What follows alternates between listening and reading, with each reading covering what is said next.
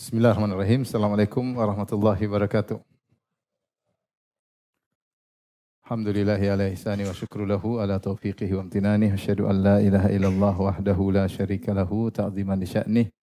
Wa asyhadu anna Muhammadan abduhu wa rasuluh da'ila ridwanih. Allahumma salli alaihi ala alihi wa ashabihi wa ikhwanih.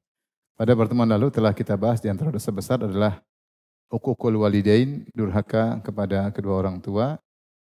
Dan sekarang kita akan bahas dosa besar di bawahnya yang juga masih terkait dengan rahim, yaitu babun dzikrul qati'ah, bab tentang memutuskan silaturahmi.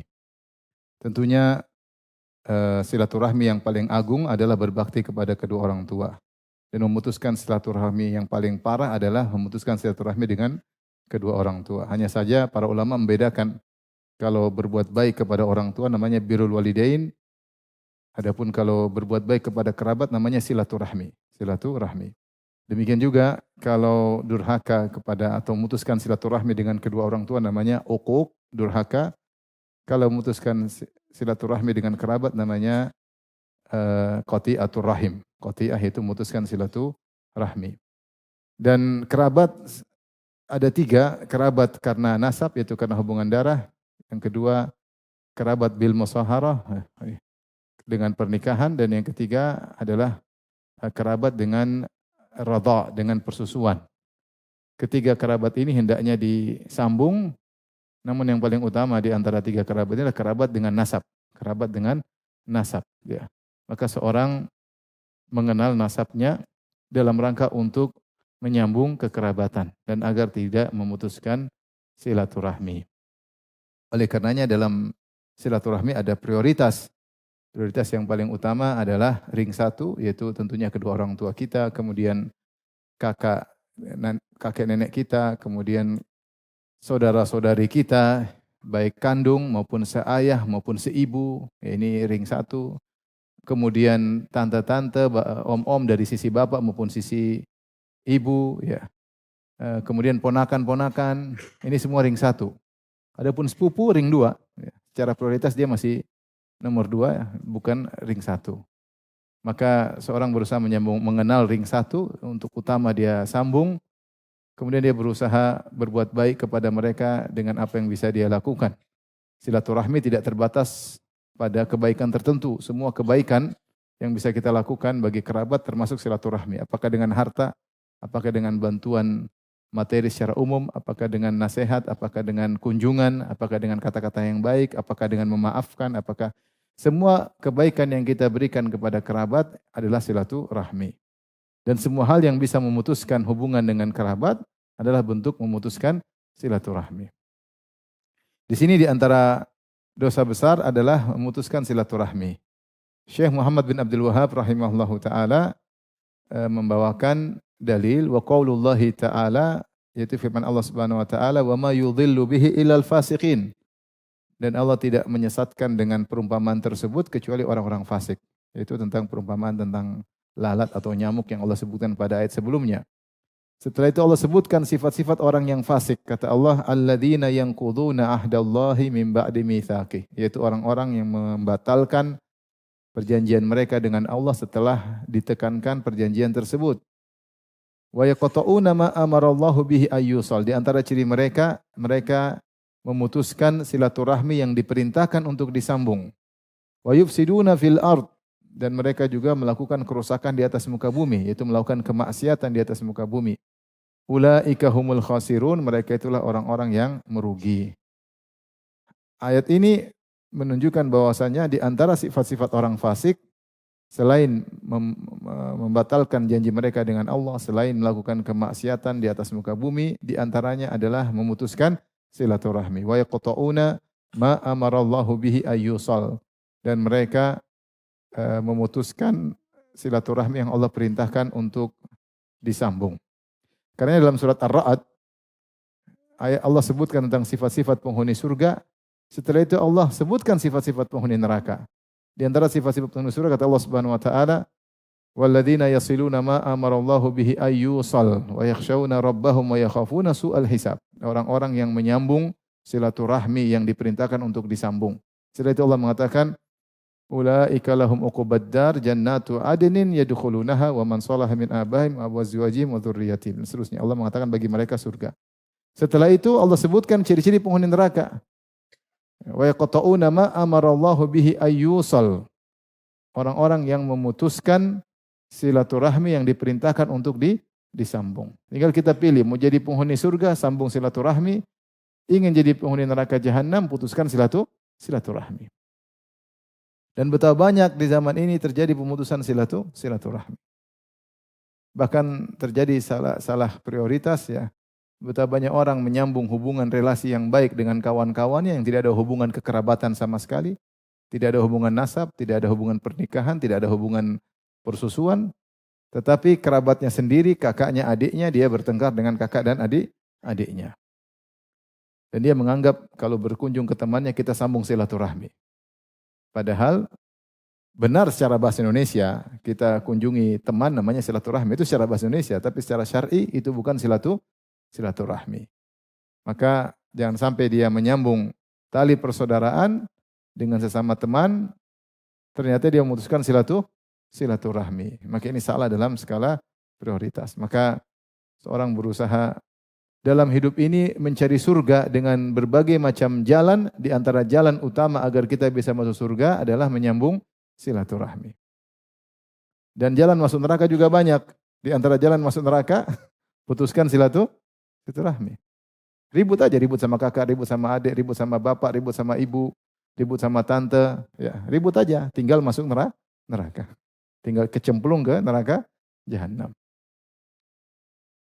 Jadi di antara sifat-sifat orang fasik adalah memutuskan silaturahmi. Kemudian Allah mengatakan di akhir ayat, ulaika humul khasirun, mereka itulah orang-orang yang merugi. Maka jangan sampai seorang merugi di dunia apalagi di akhirat gara-gara tidak sabar akhirnya memutuskan silaturahmi. Dan sering saya sampaikan bahwasanya menyambung silaturahmi butuh kesabaran.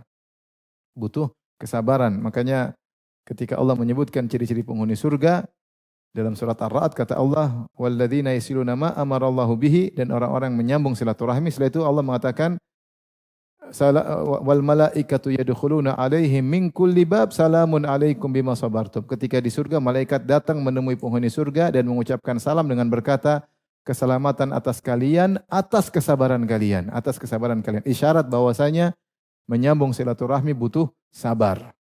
Butuh sabar, sabar dalam mengeluarkan uang, harta untuk kerabat, butuh kesabaran. Dan sabar untuk tidak terpancing emosi ketika ada masalah dengan kerabat, sabar untuk memaafkan mereka ya, karena menyambung silaturahmi tidak mudah. Butuh apa? Butuh banyak sabar. Butuh banyak sabar. Namun kesabaran tersebut mengantarkan kepada kesudahan yang indah. Ulaika lahum uqubad dar. Bagi mereka kesudahan yang indah itu surga yang mereka kekal dalamnya. Baik.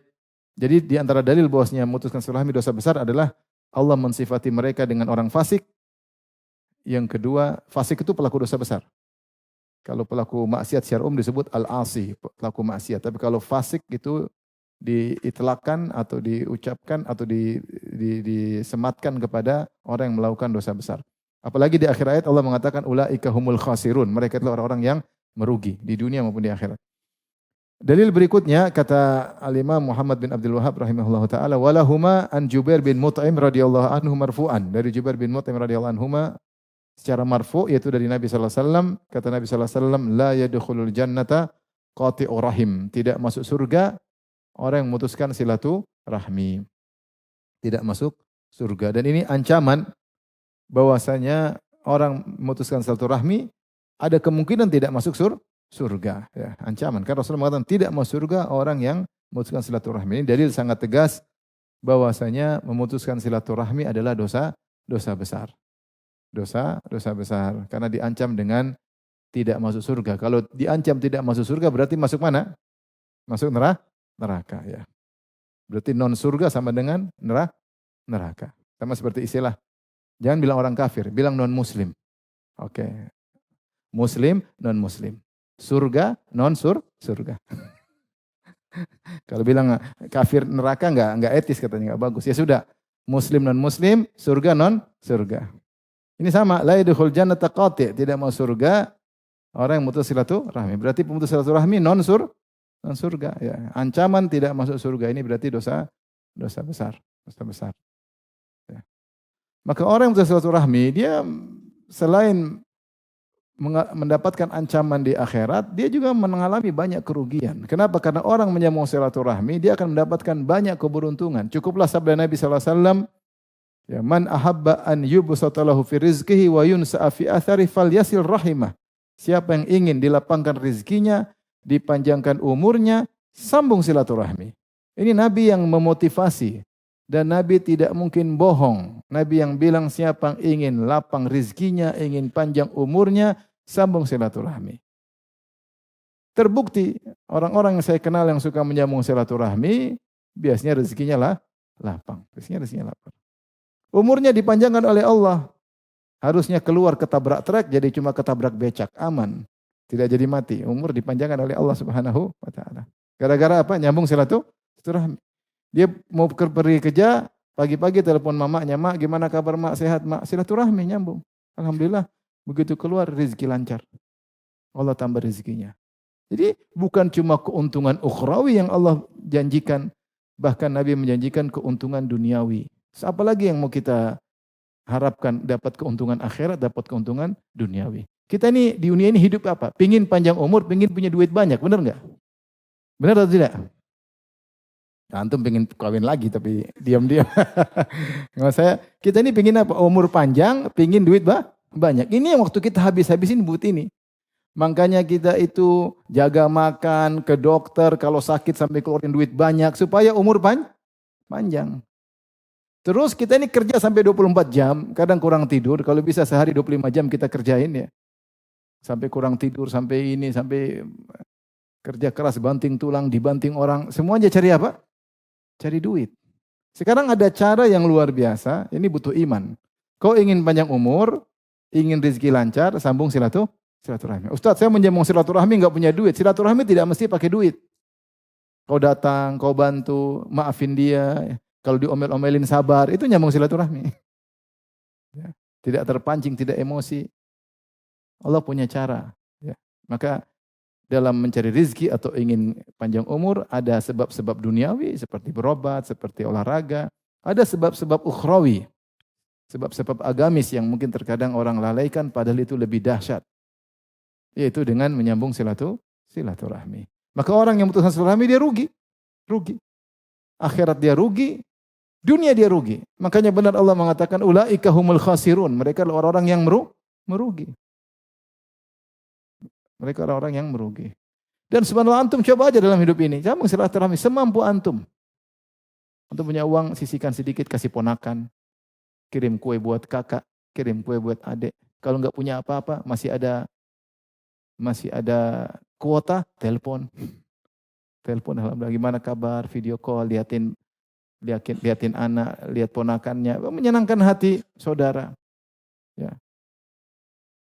Alhamdulillah dengan silaturahmi semampu yang kita lakukan pasti ada efeknya.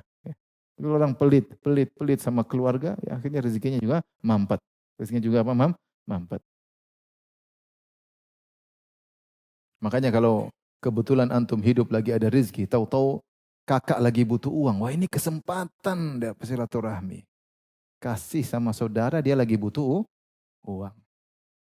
Kita lagi ada duit, tahu-tahu adik butuh uang. Ini kesempatan kita untuk dapat kebahagiaan dunia dan akhirat.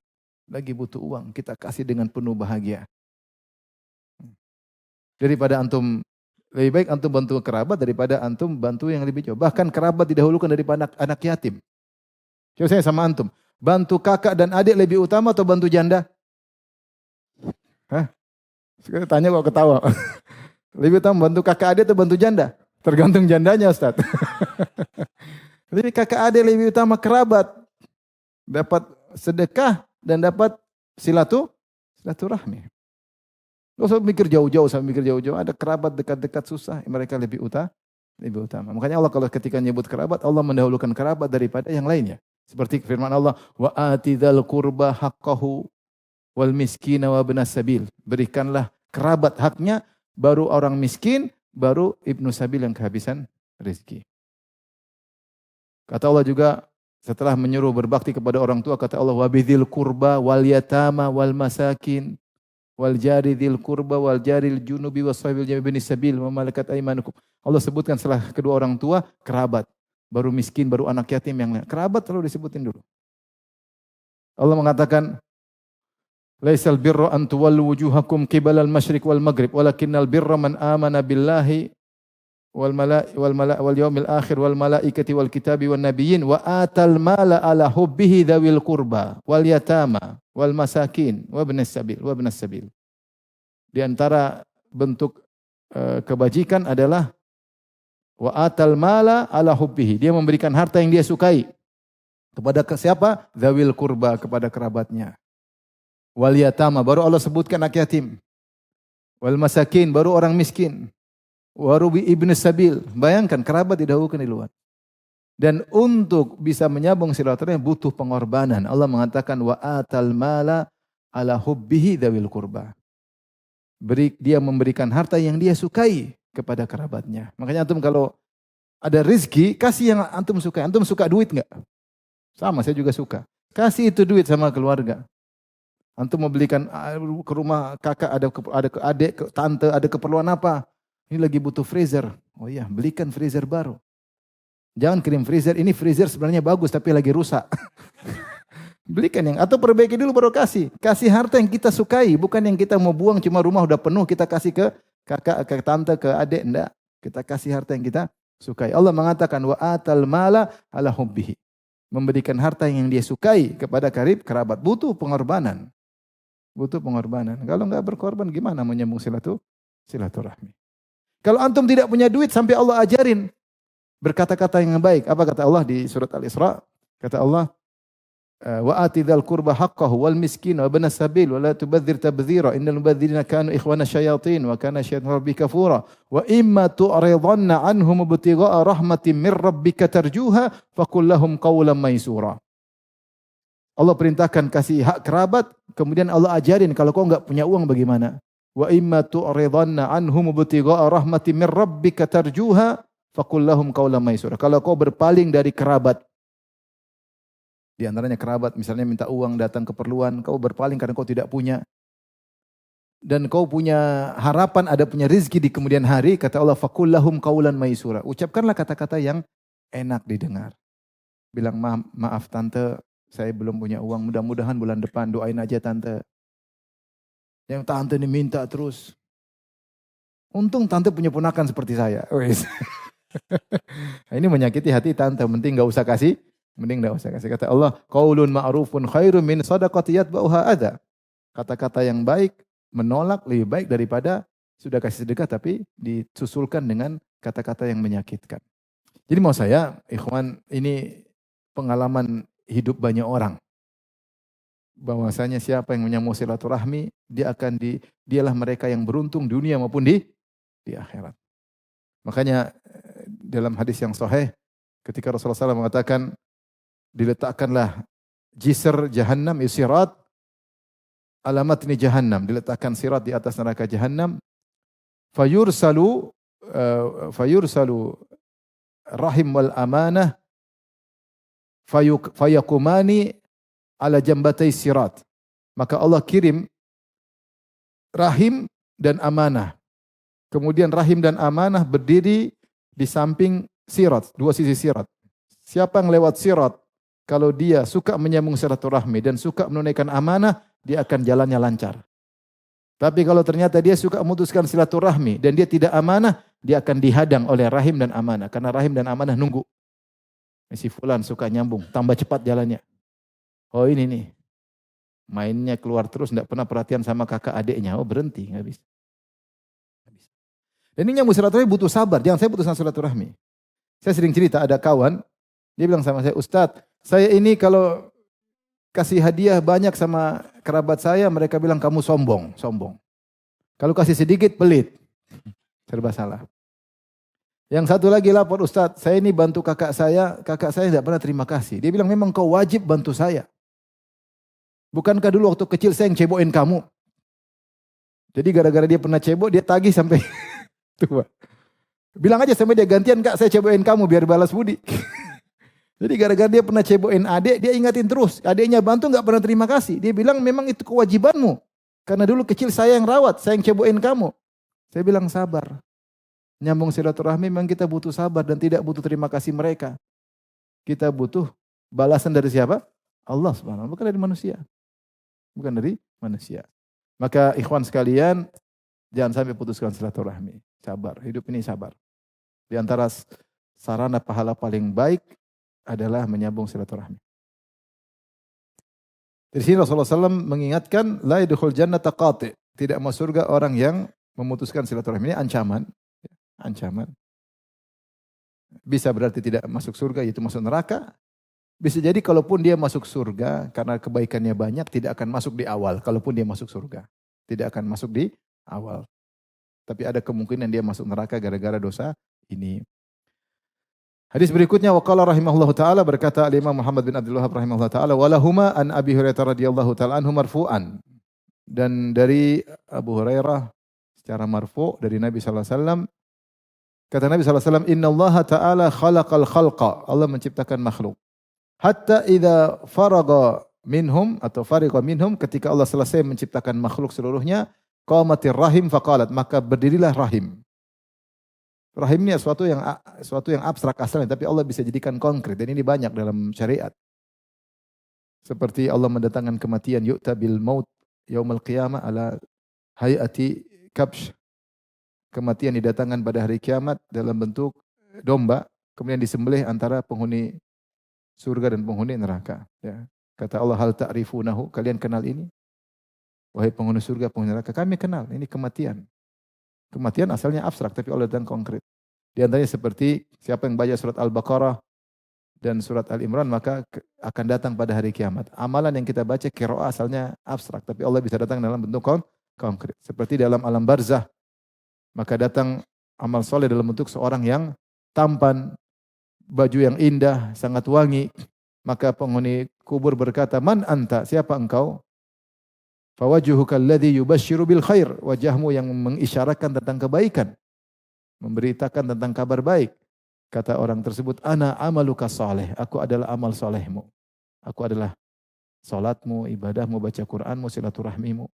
Jadi terkadang Allah rubah suatu yang abstrak menjadi konkret. Demikian juga ketika hari kiamat kelak, ketika ditimbang, ada yang sebagian ahlul bidah menolak timbang. Apa yang boleh timbang? Amal semua abstrak. Allah bisa rubah jadi konkret, terserah Allah. Allah konversikan menjadi sesuatu yang konkret, kemudian Allah timbang, bisa saja. Semuanya terserah Allah Subhanahu wa taala. Makin dalil rahim datang kemudian berbicara kepada Allah. Sebagaimana saya katakan tadi, pada hari kiamat kelak rahim akan datang menanti di sirat.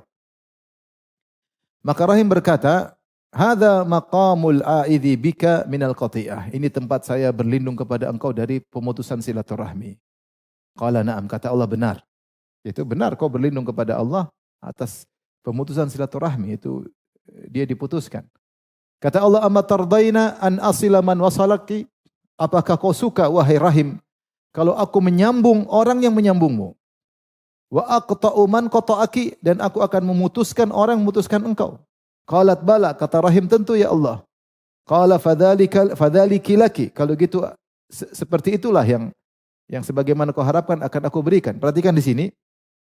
Kata Allah, amma tardaina an asil man wasalaki? Sukahkah engkau jika aku menyambung orang yang menyambungmu? Kata para ulama, di sini umum, Allah akan menyambung segala bentuk kebaikan bagi orang nyambung silaturahmi.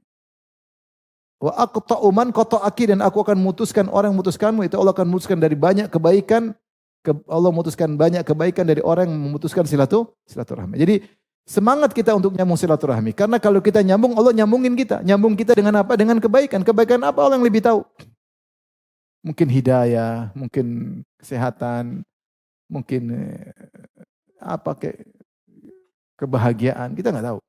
Pokoknya sambung aja, nanti Allah menyambung kebaikan dengan kita. Semua perkara di tangan Allah Subhanahu wa taala. Dan hati-hati jangan sampai memutuskan.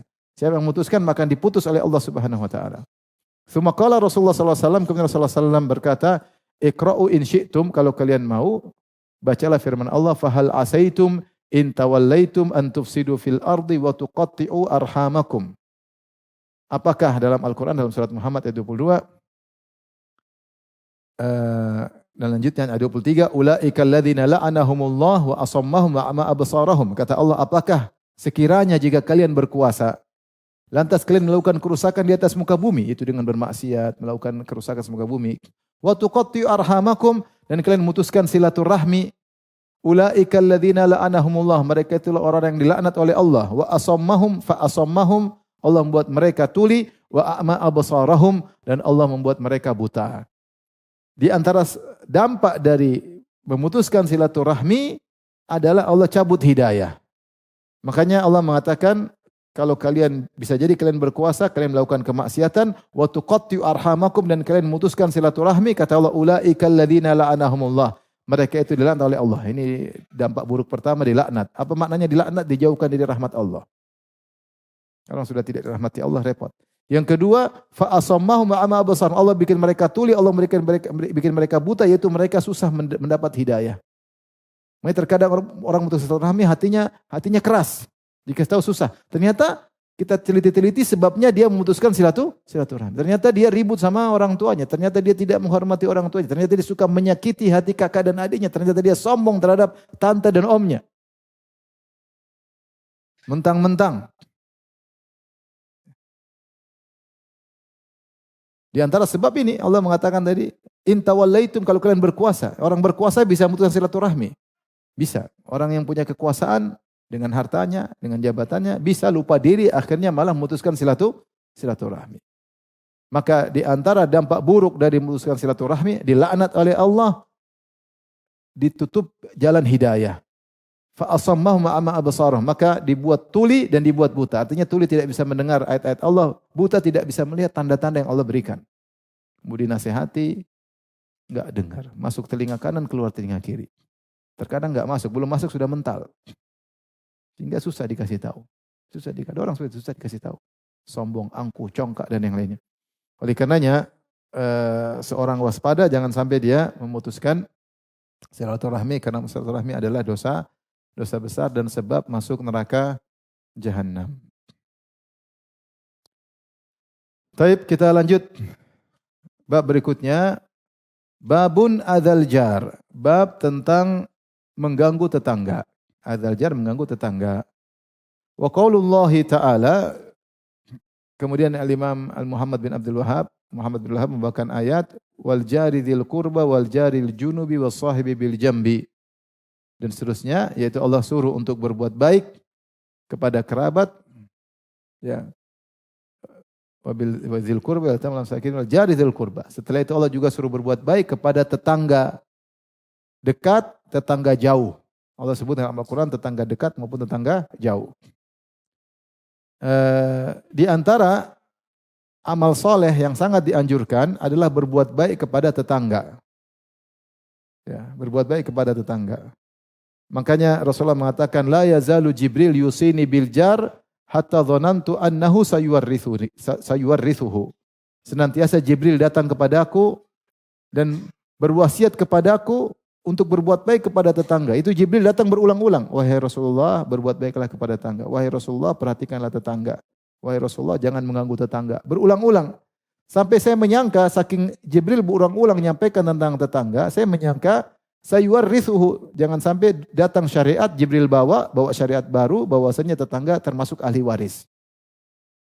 Tapi ternyata tetangga bukan ahli apa? Waris. Tapi karena sering berulang-ulang Nabi, hatta dzanantu, sampai saya menyangka ini bakalan dijadikan ahli waris, karena begitu sering diwasiatkan oleh Jibril untuk kita berbuat baik kepada tetangga. Oleh karenanya, kita dalam hidup ini berusaha mencari pahala dari segala sisi. Kita cari pahala dengan beribadah kepada Allah, kita cari pahala dengan berbuat baik kepada kerabat, dan jangan lupa di antara sebab masuk surga adalah berbuat baik kepada tetangga. Dalam hidup ini kita berusaha cari pahala kepada setiap orang yang kita temui. Bagaimana saya dapat pahala dengan interaksi dengan tetangga? Bagaimana saya dapat pahala dengan interaksi dengan pembantu? Bagaimana saya dapat pahala dengan interaksi dengan supir? Bagaimana saya dapat pahala interaksi dengan guru, dengan murid? Bahkan bagaimana saya dapat pahala berinteraksi dengan orang yang menzalimi saya. Kita berpikir hidup ini cuma sebentar. Selama kita bisa optimal dapat pahala dari segala sisi, lakukan. Lakukan. Sering orang bilang kita ketika bermuamalah, gimana cari uang dari dia, gimana bisa meres dia sampai habis. Sekarang itu kalau kita cari dunia. Tapi kalau kita pikir akhirat, kita berpikir sebaliknya. Gimana saya bisa dapat pahala dengan interaksi dengan dia. Ya. Makanya di antara wasiat Nabi kepada Jarir bin Abdullah al-Bajali, an-nushu likulli muslim. Hendaknya engkau berbuat nasihat kepada setiap muslim. Itu berbuat yang terbaik kepada setiap muslim yang kau temui. Siapapun muslim tersebut. Laki, perempuan, tua, muda, anak-anak, orang besar. Maka karena hidup kita ini cuma sebentar, kemampuan kita juga terbatas, berusaha kita cari pahala dari segala sisi. Ketemu anak kecil, gimana cari pahala dari anak kecil? Ketemu tetangga, gimana cari pahala dengan interaksi dengan tetangga. Maka di antara sebab yang mungkin membuat kita bisa masuk surga adalah berbuat baik kepada tetangga. Sampai Jibril berwasiat berulang-ulang untuk berbuat baik kepada tetangga. Dalam ayat ini Allah Subhanahu wa taala memerintahkan kita untuk berbuat baik setelah kepada kerabat, di antaranya kepada waljari dzil qurba waljaril junubi, kepada tetangga dzil qurba yang dekat dan kepada tetangga yang jauh. Apa makna tetangga dekat, tetangga jauh? Ada khilaf di kalangan para ulama. Sebagian ulama memandang namanya tetangga dekat itu dekat secara fisik rumahnya dekat. Apalagi jar al-mulasik, yaitu rumahnya berdempetan, tetangga sebelah rumah. Ini tafsiran pertama. Tafsiran kedua yang dimaksud dengan jari dzil qurba yaitu tetangga yang punya hubungan kekerabatan. Mungkin rumah dia 10 di samping kita atau 15 tapi dia kerabat. Ada hubungan kekerabatan. Ini tafsiran kedua.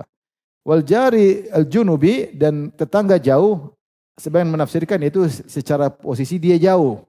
Jauh, mungkin dia 10 pintu dari rumah kita, ada rumah-rumah yang sebelum dia, itu namanya tetangga jauh.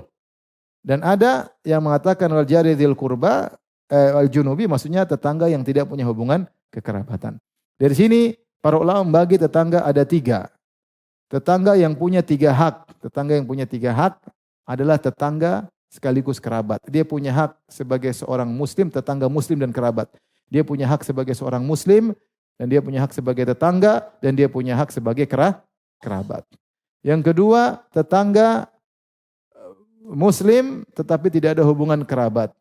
Maka dia punya hubungan hak sebagai seorang muslim dan punya hubungan hak sebagai tetangga. Yang ketiga, tetangga kafir. Dia punya 1 hak, yaitu hak sebagai tetangga. Ketiga-tiganya punya hak. Oleh karenanya dalam Al-Adabul Mufrad, Abdullah bin Amr bin As radhiyallahu anhuma pernah menyuruh bagi-bagi makanan kepada tetangga. Setelah itu dia cek, dia tanya kerabatnya, sudahkah kalian memberikan makanan tersebut kepada jaruna al-Yahudi, tetangga kita Yahudi? Sudah kasih belum sama tetangga kita Yahudi?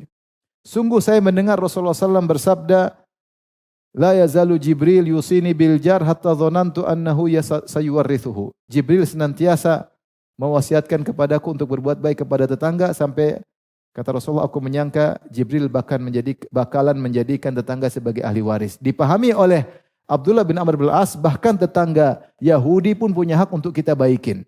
Kalau bikin makanan, kirim juga kepada tetangga Yahudi. Karena dia punya hak. Bagaimana lagi tetangga yang dekat dengan punya hubungan kekerabatan. Oleh karenanya, ikhwan dan akhwat yang dirahmati Allah Subhanahu wa taala, secara umum kita hidup bertetangga. Siapa yang dimaksud dengan tetangga? Tetangga, tidak ada nas yang tegas menyebutkan tentang definisi tetangga. Tetangga adalah orang yang sekian rumah dari sebelah kananmu, sebelah kiri, enggak ada. Oleh karenanya para ulama khilaf tentang makna tetangga. Ada yang mengatakan tetangga adalah 40 meter sebelah utara, 40 rumah sebelah utara, 40 rumah sebelah selatan, 40 rumah sebelah timur, 40 rumah sebelah barat. Ada yang mengatakan tetangga yang kau sama-sama mendengar azan dari satu masjid. Semua yang dengar azan namanya tetangga. Kalau zaman dulu iya masjid azan enggak pakai mic. Kalau sekarang kejauhan, tetangganya terlalu jauh. Ada yang mengatakan tetangga adalah yang kau sholat satu masjid dengan dia. Dan ini saya rasa yang paling tepat, yaitu satu masjid. Selama dia sholat sama kamu di masjid, berarti dia rumahnya sekitar situ. Tentunya Meskipun tetangga banyak, yang paling utama adalah yang paling dekat. La yukallifullahu nafsan illa wus'aha. Allah tidak memberi luar kemampuan. Fattaqullaha mastata'tum. Bertakwalah semampu kita. Kalau kita punya kue banyak, bagi semua tetangga. Tapi kalau cuma sedikit, tetangga yang terdekat. Pintu pertama, pintu kedua, pintu ketiga, sudah habis, selesai. Ya sudah. Yang penting ada perhatian kepada tetangga.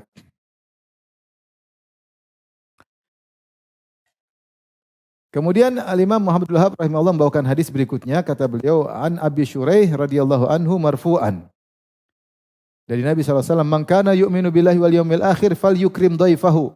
Siapa yang beriman kepada Allah dan hari akhirat, maka muliakanlah tamunya.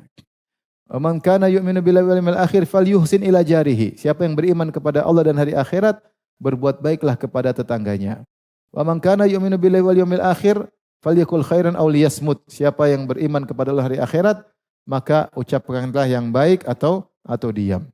Di sini Nabi SAW membuka hadis ini dengan sabdanya, siapa yang beriman kepada Allah dan hari akhirat.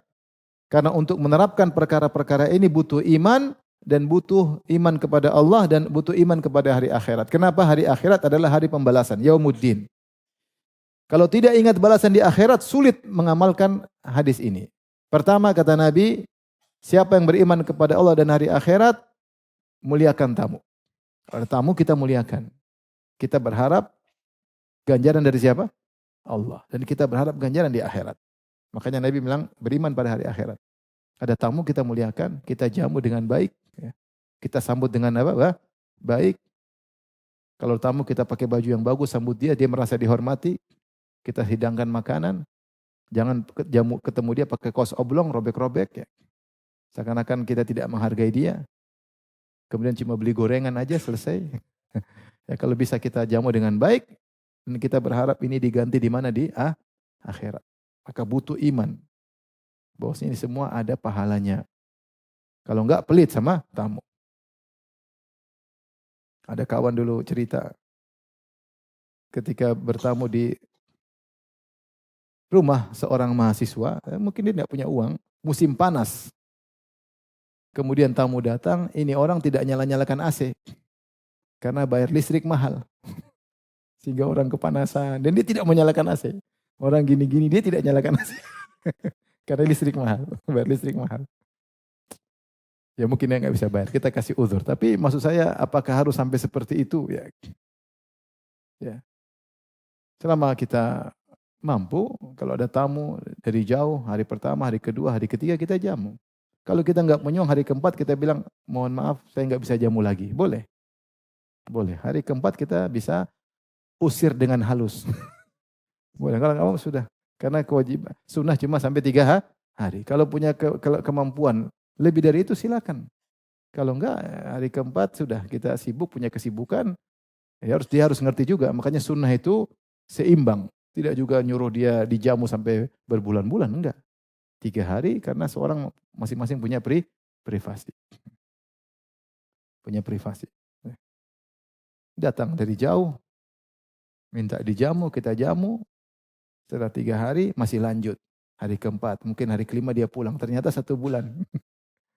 Yang dia tempat ini tidur ruang tamu. Kalau ada tamu gimana? Bertamu di mana? Ya kadang tamu juga kadang kurang pengertian. Tapi intinya kita ketika berbaik berharap ridha Allah Subhanahu wa taala. Kemudian kata Nabi sallallahu alaihi wasallam, "Man kana yu'minu billahi wal akhir falyuhsin ila jarihi." Ini, siapa beriman kepada Allah dan hari akhirat, berbuat baiklah kepada tetangga. Ihsan ilal jar, berbuat baik kepada tetangga. Di sini Rasulullah tidak menyebutkan dengan berbuat baik tertentu. Oleh karenanya bebas, apa saja yang merupakan kebaikan bisa kita lakukan. Minimal senyum, minimal tegur. Sekali-sekali ada kita pulang dari luar kota, bagi kue. Mungkin setahun 2 kali udah cukup. Ya. Setiap bulan juga kebanyakan. Artinya untuk berbuat sama tetangga. Sekarang orang cuek dengan hal tersebut. Orang hidup sendiri-sendiri. Tidak peduli dengan apa? Tetangga. Nah, kita ingin hidupkan sunnah. Kita kan safar sering. Sekali kita safar bawa kue, bagi-bagi. Saya pulang dari Jogja bawa apa?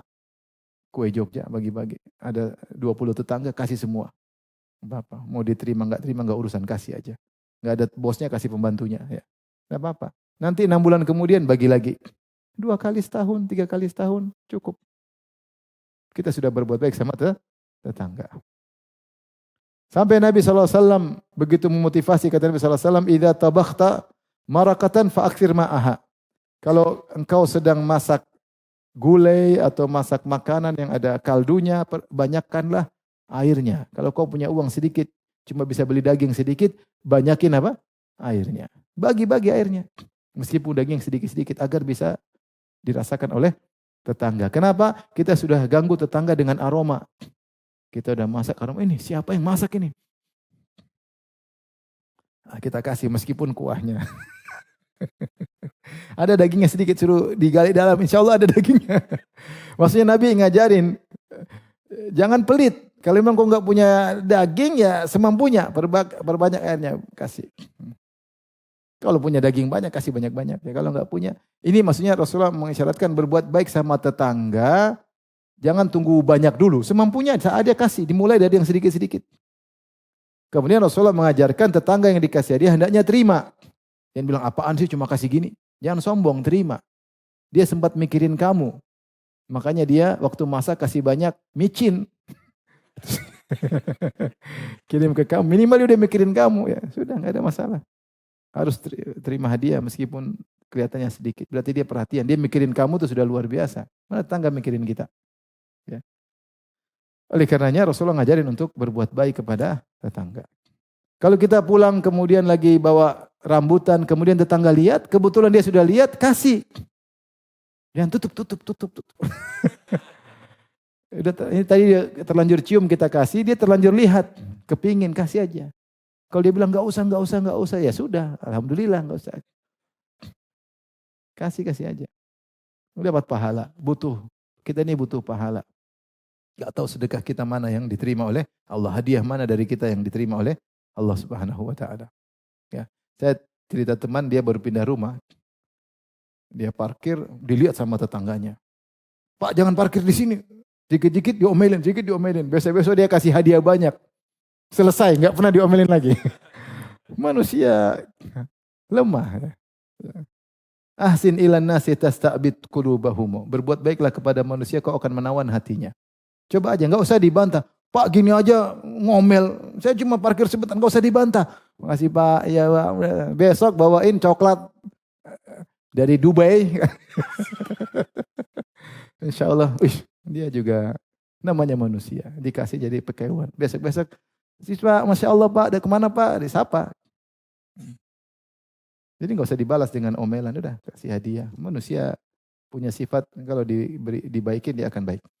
Baik, yang terakhir, memang karim bil akhir falakul khairan aw liyasmut. Barang siapa beriman kepada Allah dan dari akhirat, ucapkan baik atau diam. Ini semua butuh iman kepada hari akhirat. Kalau kita nggak mikirin akhirat, kita malas. Ngapain ngurusin tetangga? Saya juga sibuk, dia juga sibuk, nggak ngurusin. Tapi kalau kita ingat akhirat, kita akan mikirin tetangga. Hadis berikutnya, wali Muslim an Abi Hurairah radhiyallahu anhu marfu'an, wallahu la yu'min wallahu la yu'min wallahu la yu'min. Wallahi la yu'min, wallahi la yu'min, wallahi la yu'min. Kata Nabi SAW, demi Allah tidak beriman, demi Allah tidak beriman, demi Allah tidak beriman. Qila man ya Rasulullah? Siapa yang tidak beriman? Rasulullah sampai 3 kali. Sahabat heran. Wallahi la yu'min. Demi Allah tidak beriman, demi Allah tidak beriman, demi Allah tidak beriman. Siapa Rasulullah? Sampai Rasulullah sumpah 3 kali. Qala alladzi la ya'manu jaruhu bawa'iqahu. Tidak beriman adalah orang yang tetangganya tidak merasa aman dengan gangguannya. Al-bawaik, al-gawail, wasyurur. Tidak merasa aman dengan gangguannya. Mau tidur ribut kanan kiri. Teriakan-teriakan. Muter TV keras-keras. Jam 12 malam ketuk. Duk. Apa enggak ada kerjaan, enggak bisa siang hari. Karaoke. Dangdutan. Saya tinggal di kompleks sekarang, Masya Allah. Kalau malam minggu, orang dangdutan sampai pagi. Ya Allah, susah kita mau tidur. Mending kalau suaranya enak. Ganggu. Ini lagu yang saya tidak sukai lagi. Kalau lagu yang saya sukai bahaya. Alhamdulillah lagunya saya tidak suka. Jadi tidak ada nostalgia buruk ya. Subhanallah, orang nggak bisa tidur, terganggu suara bising ya. Ada orang sakit ya. Ini mengganggu. Tetangga kemudian, apalagi sebagian tetangga kalau beli dulu zaman dahulu, kalau beli kaset baru, pingin semua orang dengar. Diputar keras-keras. Ya Allah. Ya, sekarang mungkin kurang karena semua orang dulu setiap lagu baru putar keras-keras. Mengganggu tetangga. Ribut sana, ribut sini. Sampah taruh di luar, bawa kemana-mana. Bersih-bersihkan rumah, airnya ngalir ke ruang areal tetangga. Ganggu. Gibahin tetangga. Subhanallah, ganggu lisan, ganggu apa semua diganggu.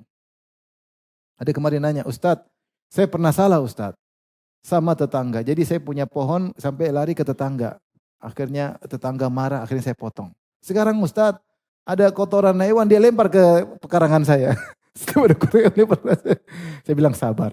Gimana Ustadz? Ya udah, gue minta maaf, kasih hadiah. Mudah-mudahan dia nggak lempar lagi kotoran. Besok lempar kue kamu. Jadi, ya ambil hatinya, nggak usah dilawan, nggak usah ribut. Ya, karena saya bilang musuh sama orang dekat tuh nggak enak. Kalau saya sering sampaikan, kalau kita punya musuh di Amerika nggak ada masalah, ribut-ribut jarang ketemu. Tapi kalau musuh sekantor tiap hari ketemu. Kalau musuh serumah, apalagi musuhan sama istri, menderita. Makanya jangan pernah bermusuhan sama istri, menderita. Karena tiap hari ketemu, apalagi cuma satu, menderita. Musuh sama tetangga juga nggak enak, tiap hari lihat. Jadi hati deg-degan, jengkel, apa enak hidup seperti ini. Mending kita damai. Damai perlu mengalah, iya perlu mengalah karena Allah. Kasih kue, dia ngomel jangan digubrisi. Kasih kue, kasih hadiah. Dijawab enggak, kita sapa dia enggak jawab, nanti bulan depan coba lagi. Ya. Jika gitu namanya tetangga mau diapain? Kecuali kita mau pindah rumah, ribut enggak ada masalah. Saya punya kawan saking jengkelnya dia pindah rumah. Dia cerita, jadi dia ada masjid, bangun masjid. Minta bantuan sama dia. Dia bantu masjid dari awal sampai akhir. Dia bilang, Pak ini masjid ya Pak ya. Ini buat semua ya Pak. Semua boleh ngisi Pak ya. Teman-teman sunnah juga ngisi. Oh iya ya tenang aja Pak semua. Begitu dia bangun selesai, dia lagi jalan-jalan peresmian, diresmikan sama salah satu organisasi, diambil dikasih plat. Dia nggak kuat, dia pindah rumah. Karena sakit hati. Tetangganya berkhianat. Uang sudah dikeluarkan bangun masjid, ternyata diambil, dicaplok oleh salah satu kelompok tertentu. Dia nggak kuat, dia bilang saya pindah rumah, nggak kuat. Ya karena kalau kita musuhan sama tetangga nggak enak. Kalau musuhan sama orang jauh, ya sudah nggak ada masalah. Makanya jangan sekali-sekali musuhan sama siapa tadi? Istri, jangan. Antum yang menderita. Dan antum pasti kalah. Gimana mau ngalahin mak-mak? Nggak bisa. Makanya nggak usah berantem. Ngalah aja. Baik. Jadi Rasulullah mengatakan tidak beriman, ancaman tidak beriman. Siapa? Dikira orang tidak beriman itu mungkin orang yang berzina, orang yang merampok. Tidak. Ternyata yang Rasulullah bersumpah tidak beriman 3 kali adalah yang tetangganya tidak merasa aman dengan gangguannya. Wali Tirmidzi wa hasanahu an Ibni Amr radhiyallahu anhuma marfu'an. Imam Tirmidzi meriwayatkan dan dia menghasankan riwayat ini dari Abdullah bin Amr bin As radhiyallahu anhuma secara marfu' dari Nabi sallallahu alaihi wasallam. Rasulullah bersabda, "Khairul ashabi indallahi khairum li sahibihi." Sebaik-baik kawan di sisi Allah adalah yang terbaik bagi kawan-kawannya. Wa khairul jirani indallah khairum li jari. Sebaik-baik tetangga di sisi Allah yang terbaik bagi tetangganya. Ini penting. Kita hidup ini mencari al-khairiyah. Kita ingin terbaik di sisi Allah. Karena kalau kita terbaik di sisi Allah, kita akan mendapatkan surga dengan level yang terbaik. Maka berusahalah menjadi terbaik. Di antara salah satu sarana untuk menjadi terbaik di sisi Allah adalah terbaik bagi sahabat. Misalnya kita sahabat 20 orang nih. Kita terbaik di antara mereka. Gimana caranya? Ya saling berusaha terbaik di antara mereka. Yang menasihati, yang membantu, yang lainnya. Sehingga kalau di antara ini yang terbaik, maka dia terbaik di sisi Allah Subhanahu wa taala. Dulu ada Abu Umayyah, bapaknya Ummu Salamah. Terkenal. Disebut dengan Zadur Raqab. Kalau dia bersafar, kata dia tidak boleh orang keluar uang. Saya yang tanggung semuanya. Enak kalau punya teman kayak gitu. Safar terus sama dia. Ini teman terbaik. Mau safar, tiket dia yang bayarin, hotel dia yang bayarin, makan dia yang bayarin. Ini terbaik. Yang kita tidak suka dia bayarin, dia ini terakhir kemudian dia kasih nota tagihan. Nah ini di antara cara kita menjadi terbaik, jadi terbaik di antara kita punya kawan-kawan, perhatian sama teman, nasihat. Ketika kita terbaik di antara mereka, terbaik di sisi Allah. Di antaranya sarana kita menjadi terbaik di sisi Allah, terbaik di antara tetangga. Ya, ente bersaing, ente punya tetangga. Misalnya townhouse, mungkin isi 20-30 rumah. Saingan, siapa yang terbaik di antara 30 rumah ini, saya yang terbaik. Agar saya terbaik di sisi Allah. Caranya gimana? 3 bulan sekali kirim kue. Belum tentu dilakukan oleh yang lainnya. Iya enggak? Ada tetangga kirim antum kue setahun 3 kali? Belum tentu kan? Antum bisa. 30 kan cuma modal berapa sih? Antum beli apa coba? Keripik keladi dari Sorong. 30 kirim. Apaan nih? Ini keripik keladi enggak ada di dunia kecuali di Sorong. Enak ya? Sudah. 3 kali setahun sudah jadi terbaik. Ketika Allah lihat kau yang terbaik, level tinggi di surga. Karena ini salah satu sunnah yang dilupakan oleh banyak orang. Masing-masing wali kota besar hidup sendiri-sendiri. Jadi kalau dekat tetangga kadang ribut di antara tetangga. Kita pingin terbaik di antara tetangga. Sabar kalau diomelin, sabar kalau dihina, kalau punya kelebihan kasih sama tetangga. Sehingga ketika antum terbaik di antara tetangga, antum terbaik di sisi Allah Subhanahu wa ta'ala. Hadis berikutnya, wa fil Mustad wasil Hakim an Ibnu Umar radhiyallahu anhu marfu'an ayyuma ahlu arasatin asbaha fihim imru'un ja'iun faqad bari'at minhu dhimmatullah. Penduduk negeri mana suatu lokasi yang ternyata ada di antara lokasi tersebut tetangganya yang lapar, maka Allah telah berlepas diri dari mereka. Wa fi sahih Hakim an Ibnu Abbas radhiyallahu anhu makna yang sama dengan seperti ini. Rasulullah bersabda, "Laisal mu'min alladhi yashba'u wa jaruhu ja'i." Bukanlah seorang mukmin yang dia kenyang sementara tetangganya kelaparan. Hati-hati. Jangan sampai ini kewajiban antum sudah bertetangga, antum punya kewajiban terhadap tetangga. Cek. Jangan sampai antum makan kekenyangan dia kelaparan. Cek. Kalau tetangga antum kaya semua ya alhamdulillah. Tapi tetangga tidak semua tetangga kita orang kaya, ada yang miskin. Jangan sampai antum kekenyangan dia kelaparan. Wa fi riwayatin la yu'minu man bata syaba'an wa jaruhu tawin. Tidak beriman orang yang tidur dalam kondisi kenyang sementara tetangganya lapar. Ini ancaman, berarti ketika antum jadi tetangga otomatis antum punya kewajiban terhadap tetangga. Sama seperti antum menikah otomatis antum punya kewajiban terhadap istri, terhadap anak. Ketika antum tinggal di suatu tempat otomatis antum punya kewajiban terhadap tetangga. Di antaranya jangan sampai antum tidur kekenyangan, tetangga antum kelaparan. Tapi demikian saja apa yang saya sampaikan. Wabillahi taufiq hidayah. Assalamualaikum warahmatullahi wabarakatuh.